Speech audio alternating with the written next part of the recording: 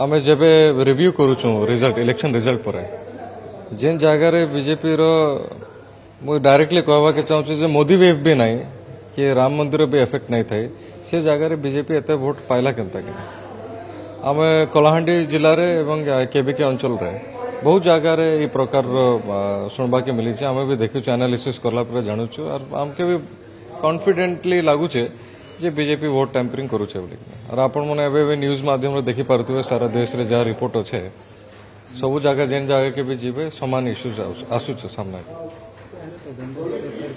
हाँ बिल्कुल एनक्वायरी हबार कथा स्ट्रांगली से लगे बैलेट लगे बहुत आम तो कहूँ बैलेट कर दियो सिस्टम जदि बीजेपी फेयरली इलेक्शन लड़ुचन तांकर ऊपर कथा नहीं उठे तो आम तो सदा बेले चाहूँ गोटे फेयर इलेक्शन आम जेबे रिव्यू करूछु रिजल्ट इलेक्शन रिजल्ट पर जेन जगार बीजेपी रो मु डायरेक्टली कहवा के चाहूँ जे मोदी वेव भी नहीं कि राम मंदिर भी इफेक्ट नहीं थाई से जगार बीजेपी एते वोट पाइला केनता कि आमे कलाहांडी जिले रे एवं केबिके अंचल रे बहुत जगार ये प्रकार सुनबा के मिली आमे भी देखु एनालिसिस करला पर जानूछु और हमके भी कॉन्फिडेंटली लागुचे